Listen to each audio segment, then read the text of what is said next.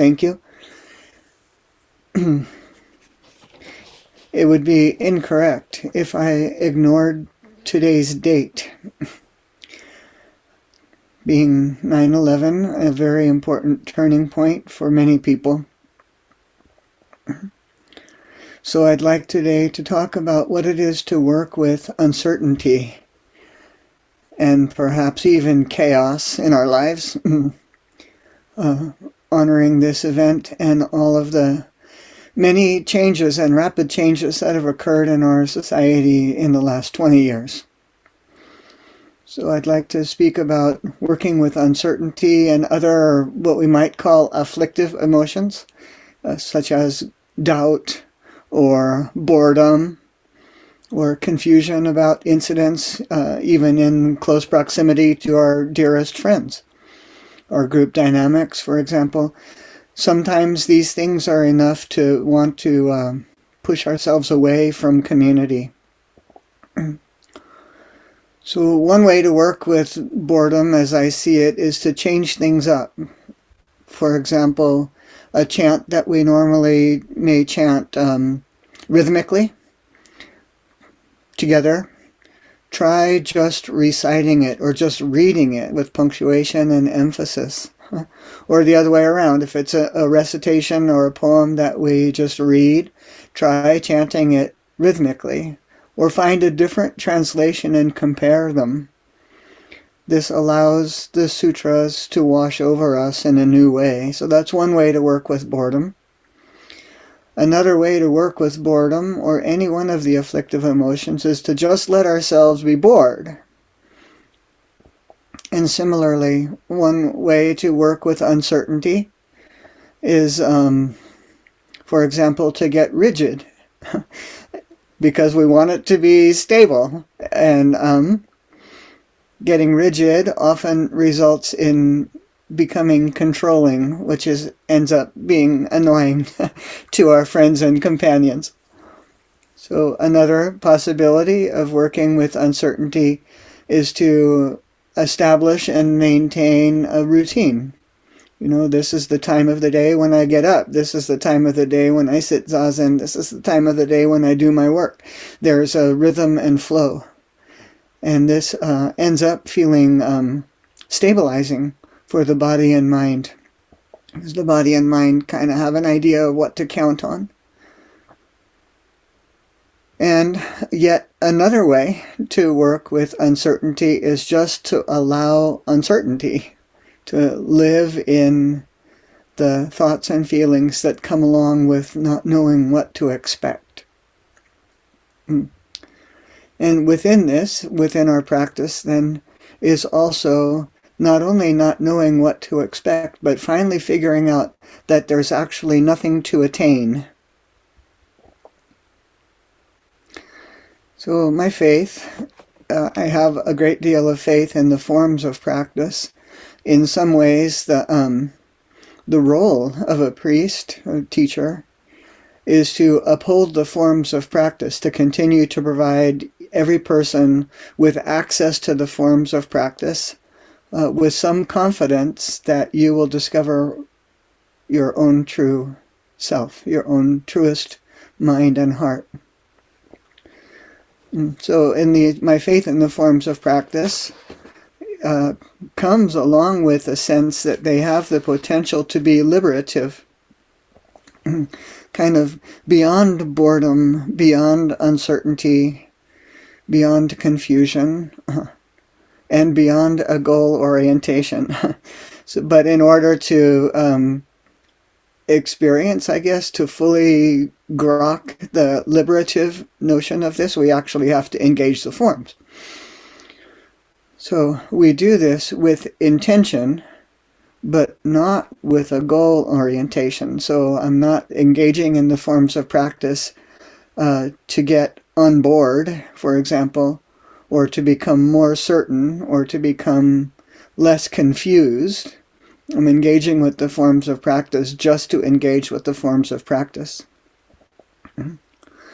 So recently there's been a conversation on a listserv that is of the Soto Zen Buddhist Association, And Myo has participated in this listserv in a astute and lighthearted and completely stable and grounded way. I've appreciated your contributions, Myo. So the conversation has been about these characters, which I'm going to do a non-technical version of a screen share with you just for a moment. These two characters, Sho and Shin. Let me talk about these characters for just a moment and what I've been learning. The Sho, that was the top character there, translates as new or initial or beginning or original. And it has the sense of being a seed, like a seed that you might plant in order to grow carrots or broccoli, new. And that it needs to be cultivated and encouraged in the same way that a seed would need to be nourished. So that's the Sho. And the Shin, we've seen many times in so many ways, translates as both heart and mind, or heart-mind, mind-heart, all one thing. So we could say that this Shoshin is the initial aspiration of mind and heart. And Suzuki Roshi translated this, I feel, very skillfully for the students he had at the time as beginner's mind. So I want to kind of talk about beginner's mind in a conventional way, that beginner's mind, sometimes when we begin something, we begin with the idea of gaining something. I'm starting this project, for example, because I want to complete it or give it away or paint something so that everybody can see it. It's build something so that it's functional. Beginning something sometimes has the connotation of trying to gain or complete something. So I think that this is not the kind of beginner mind that Suzuki Roshi was talking about. I feel that he was expressing what other teachers on the listserv have also expressed, the initial aspiration, and that initial aspiration of being open and present and eager in a way, some aspiration that is not necessarily a goal orientation. So I want to make reference to something that my teacher Catherine spoke in a lecture many, many years ago. And thank you, Myo, for recognizing my connection to her. In this talk, Catherine was responding to a student question or inquiry that was something like, if there is nothing to get, why would I be trying so hard? Why would I be working so hard at this practice if there's nothing to get? And Catherine said it this way.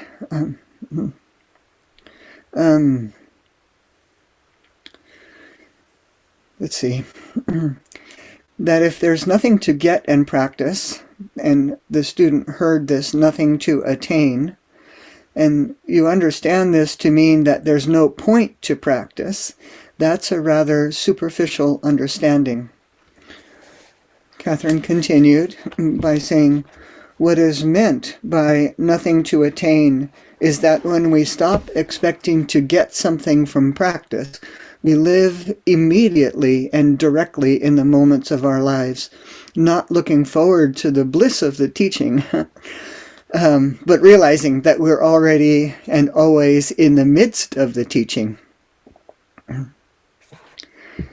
So she described this as kind of the reasons we sit in this posture and encounter some degree of stillness, so we can hear the teachings in our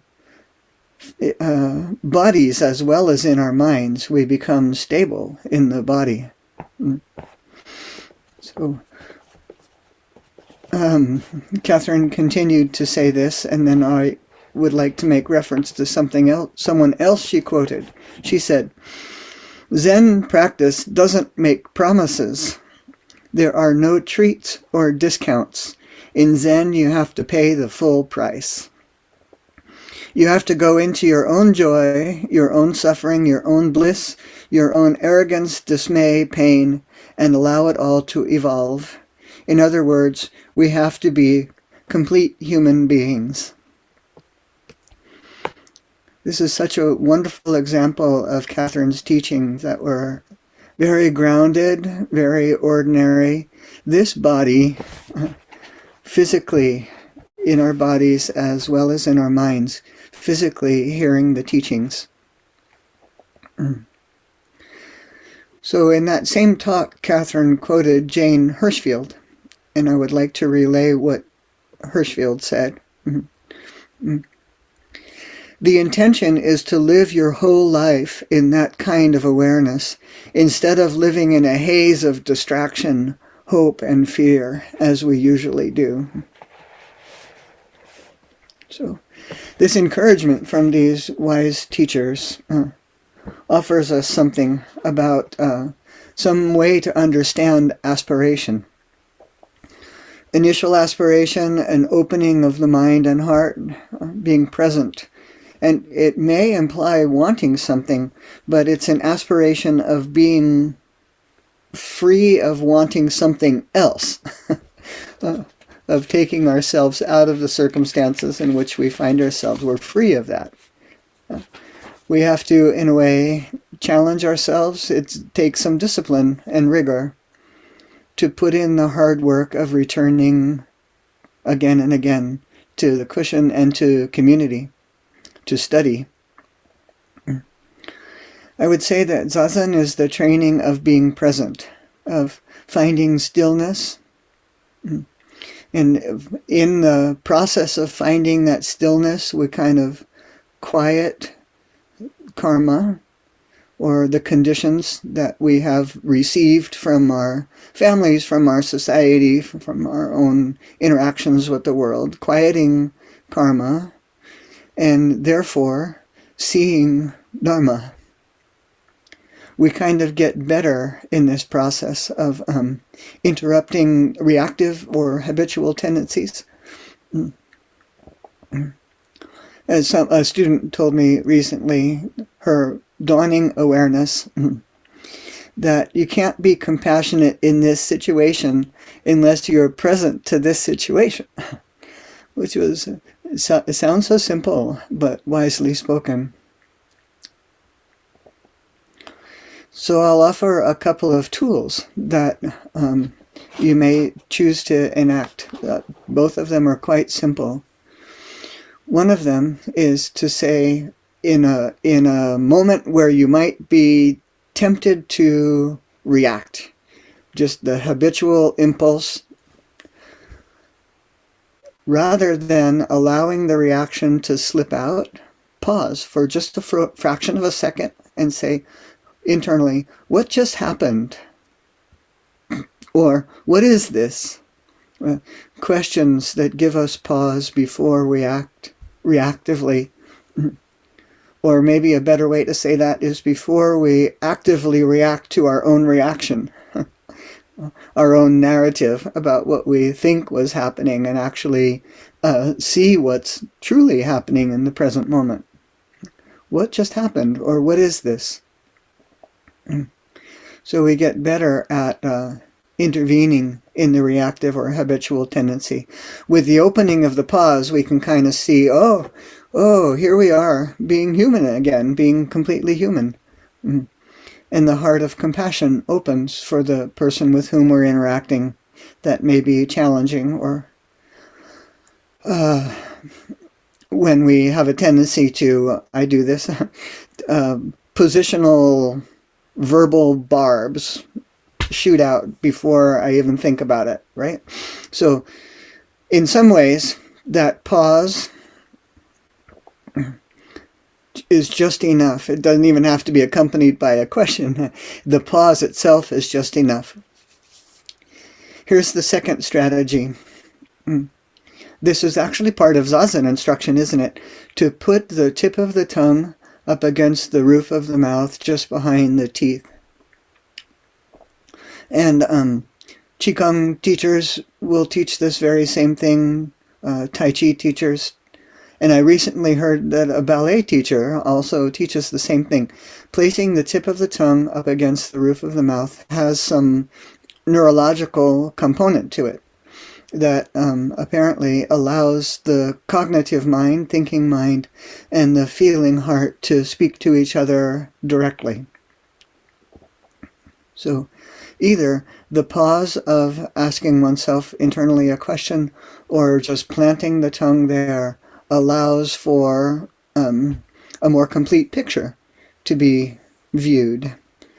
And so here we are interrupting our narrow view, ignorance, with a more complete picture that is inclusive. At the very least, by planting the tongue up there, when you begin to feel it flap, you know you're talking. It's an indicator that, I guess I'm just already firing off some words here. So interrupting in any way is actually sometimes helpful. In sitting down for practice and engaging for practice these many years, I could ask myself, have I had a goal of getting better at not reacting? Well, no, actually. But it just happens that way when we realize the cycle of causation that the Buddha taught so many years ago. When we can interrupt the cycle of causation somewhere between craving and grasping, an opening can occur. So arriving at a practice place, we kind of expect to get better, more patient, more kind, more something. We kind of expect to touch something exotic. And I myself have done that with you this morning by showing you the kanji of Shoshin. Touch something that might not be our own culture, our own language.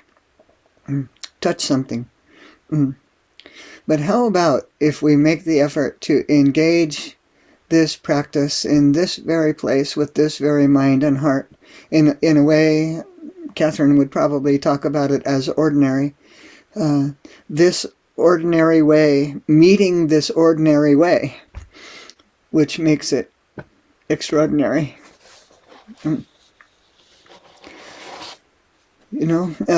often do we actually participate so consciously in the co-arising of the conditions, or the co-arising of the whole works arising? So we settle the body-mind, we see through karma, and in doing so, we see Dharma. Shoshin. So Shoshin is beginner's mind, and it seems like it would be just the beginning. See if you can make this leap with me. There's another term that we use called Bodhichitta. Sometimes people engage with practice in order to arouse their bodhicitta. And I'm going to ask us to kind of reframe that this way. Bodhicitta, the bodhi part translates as awakened, or I prefer to put it in the gerund awakening. And the citta is the same as shin, means mind, awakened mind. So I'm trying to communicate that Shoshin, beginner's mind, and awakening mind are actually synonymous. Bodhicitta is already present and fully developed in Shoshin.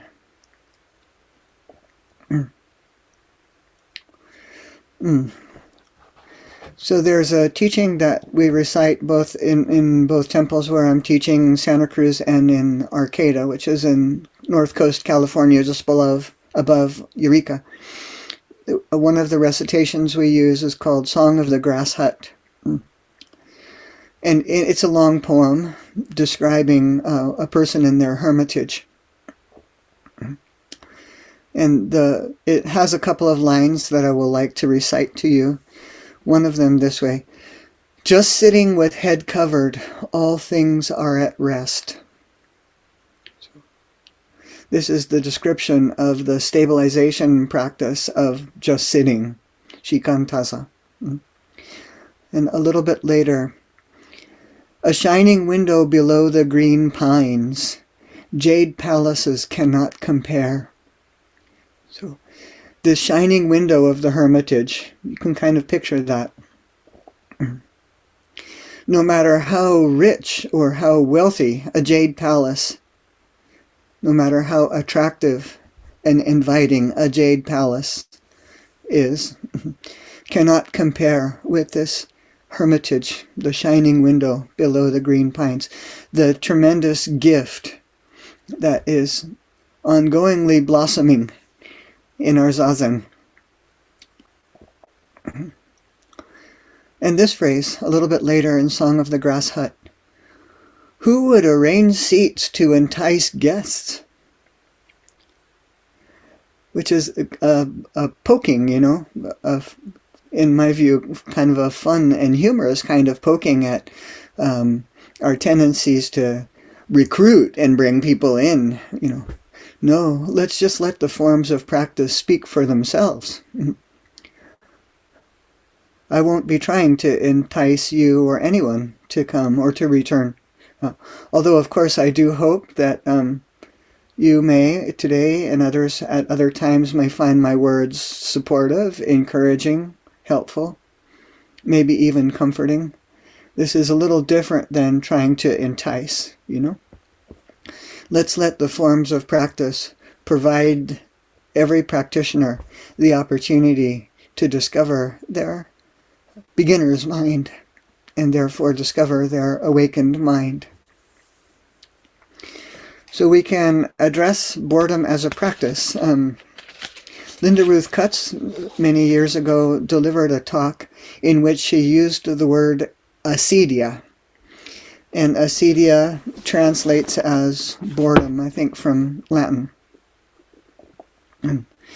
And she was describing what is a very common experience of our own lives and our own experiences of boredom, or the conundrum of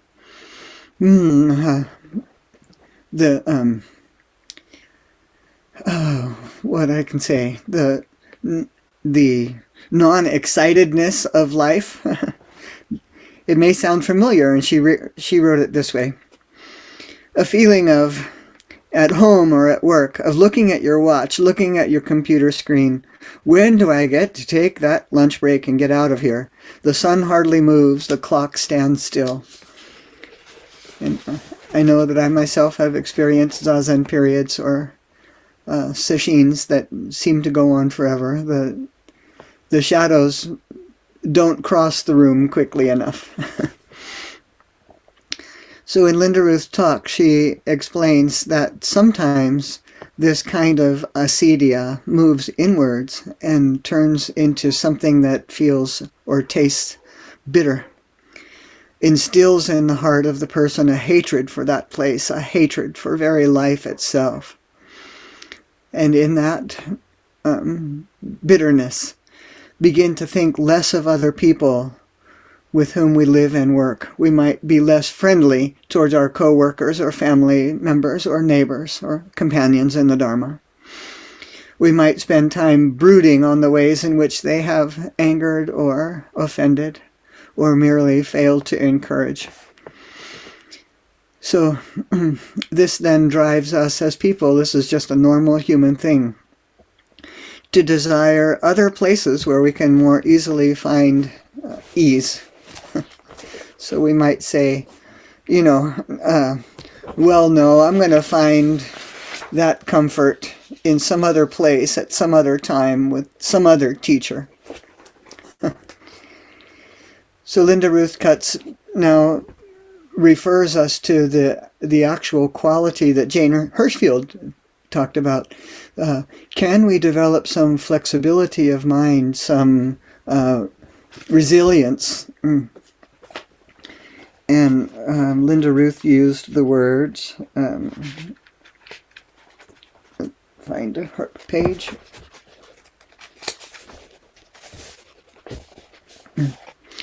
fully applying your mind for good purposes, turning freely. This ease comes from relaxing rigidity in body and mind. Rigid ideas and rigid views about how things should be the way it used to be and how we want it to be. And so relaxing that, we allow what is to come forward and realize itself and witness it. That's a kind of ease with whatever happens. And I believe that these wise teachers are correct in citing this way. Fully present to the moment at hand, including our own conditions that we bring to the conditions, including our own conditions that influence the present moment conditions. Nothing needs to be thrown out. It can all serve as grist for the mill. So we're involved in caring for each other, in caring for our practice places. Please continue doing this. It's tremendously supportive in this time of confusion and sometimes chaos. It's also the hidden gems of great connection and deep warmth that we feel with one another. I would like to close with a poem from one of my Dharma companions who has now passed away, named Brian Biefeld. And it's a poem that very clearly expresses this humanity that we fully embrace. This poem is called Trophies. There is this race between wanting and having, run on the longest of playing fields. Two runners, one named wanting, one named having, tied at the waist. The first seems always in the lead, the second at times pulls ahead, claims victory and is rewarded with many laurels. And after the sound of trumpets has faded, the runners sit in the shade of the tree of comfort. Their breathing settles into a slow rhythm. Then, wanting turns its eyes to the track ahead, leaps up and takes off, dragging its partner, whose pockets bulge with clanging trophies. This experience of wanting and having tied at the waist. In some ways, you know, we want what we already have. And the Dharma teacher named Sherry Huber phrased it this way, as a book title actually.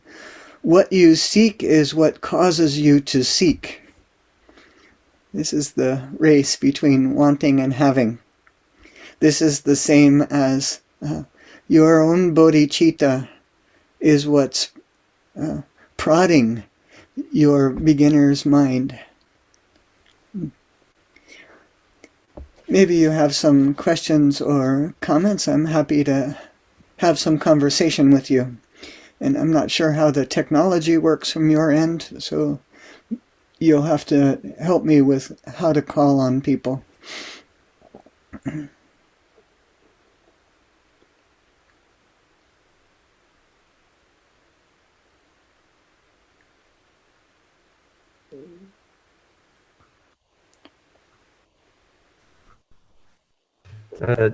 Gene-san, can you hear me? Yes. I recall my teacher saying at some point, hearing probably one of the many complaints from Zen students about boredom. And he said, well, if we're bored, we're actually not really noticing what's going on, because what's going on is endlessly fascinating. Yes. Care to comment on that at all?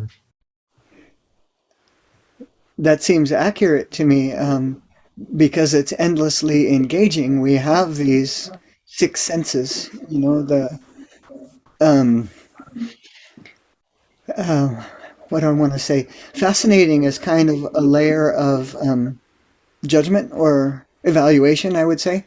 But engaging is just simple, because here we are engaged with the world through the sense organs and through the sixth sense organ, the mind, that's processing all this input. So we might say that boredom is a kind of dissociation, because what we've done, at least momentarily, if bored, is stepped out of the activity of engaging with reality as it's unfolding. That was a longer comment. I think your teacher's way of saying it was much more succinct and precise. Thank you, Myo. Thank you.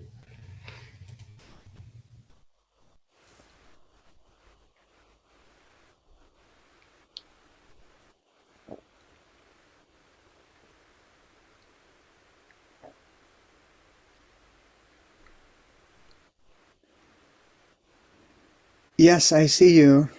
Please, Okay.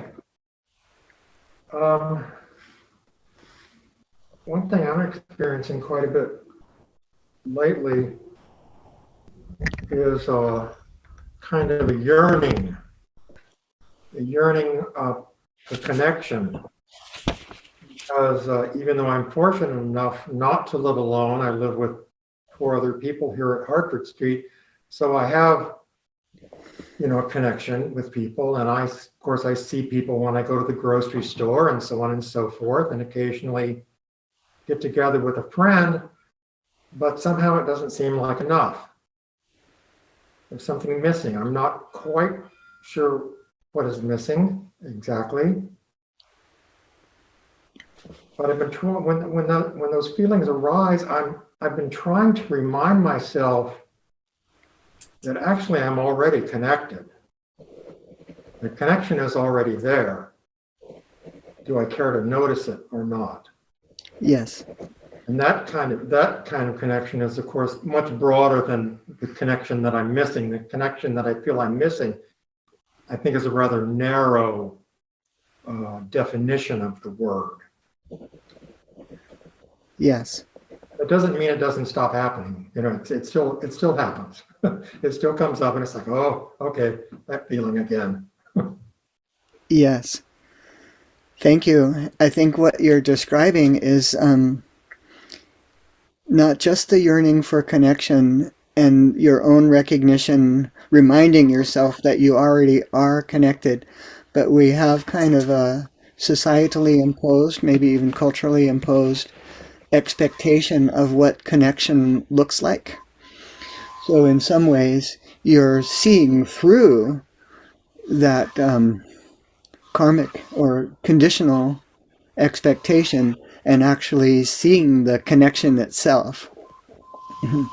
That's not to say that it's incorrect for yearning for other ways of connecting, but you've seen through the habitual, and that's, of course, the exact right place. Beginning, because what you described, you said it very clearly.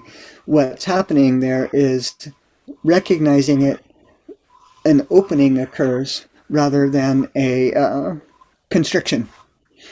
And that's the healthy place. That's the wholesome place. Thank you for your comment. Very clear.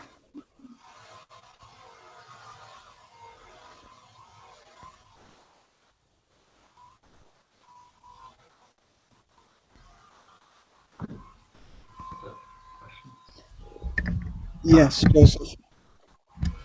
I guess, the tricky part for me is always this sort of non-doing or this calm abiding idea, or doing things without goals, because I don't know if it's just our language. I don't speak enough other languages to know, but everything we say and kind of do is with some goal. Even being good at your Zen forms is a goal. Feeding yourself as a goal. So it's always kind of this interesting slippery slope, and I know I'm probably taking it to an extreme to think that I could wander around life without, I guess, direction and goals that I'm pursuing. And even, you were talking a little bit about the teachings of going into these difficult places. Well, you're going into them probably with some sort of drive and some sort of goal in the end. So I just wonder, what you think about that and how to, when you're, I guess, yeah. I don't know, I guess when you're just doing a normal human life versus sort of, not, or when you need to I don't know, I guess put a little bit more effort into that. Yes. Well, I want to say that having a goal is actually totally appropriate in most of the circumstances of our lives. You know, if I have work, I have a goal of earning money in order to pay my rent and buy my food. That's normal. If I'm engaged in trying to resolve a conflict or a difficulty, that is a goal of wanting to be at ease with my companion, for example. That's perfect and perfectly reasonable as a normal human experience. So the non-doing of zazen, in a way, is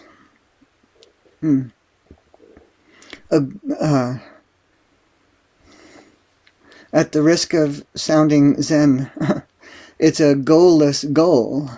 It is a, how would you know if you had achieved a goal in zazen? You know, how it's an inquiry that I'm engaging with you now. The non-doing of zazen, simply the goalless goal of being present, like what Myo talked about his teacher, solely the experience of being present without fanfare. And just that is enough. So, in a way, the experience of, I've been reading a teaching, a koan called Baizhang and the Fox. And the Baizhang and the Fox is about interrupting our beliefs about causation, in a way. So, here's what I see about the consciousness of zazen and related to goals. If we see from a Zen perspective that when we attain, English is so bad this way, when we attain that calm abiding, when we abide in that calm abiding is probably a better way to say it, ethical behavior naturally follows, because the calm abiding is necessarily inclusive and necessarily broad, and perhaps not as obviously necessarily, it is in fact compassionate. So abiding in the abiding, ethics follow. I think we could say that meditation and ethics and this so-called awakening mind are one and the same thing. So it's tricky, you're right. The non-doing of meditation is in fact already the awakened mind at work. And we make the effort, as the prior speaker said, to see through the expectations of, oh, this is what connection is supposed to look like. No, actually, this is what connection feels like in the actual experience of it. Anyway, I hope I didn't kind of lead us astray into something else, Joseph. It's a fair question. And I think having goals is totally appropriate just to conduct a normal human life. And yeah, I think the language often is just so limited. I think, yes, like I said, maybe it's English language, like you were saying. Our language is full of doing and achieving and pursuing. It's just like comes out of everything. I often hear talks where people encourage people to not, but then when they do it, their language is full of it. Like, yes, don't strive, not achieve, but achieve and strive. It's interesting. yes. Our language requires subject and object along with a verb. So, yeah, you're right. So partly what we're doing in meditation and in our practices, all of our practices actually, is we're allowing ourselves to drop below the verbal. examine what else is occurring below the verbal. Thank you.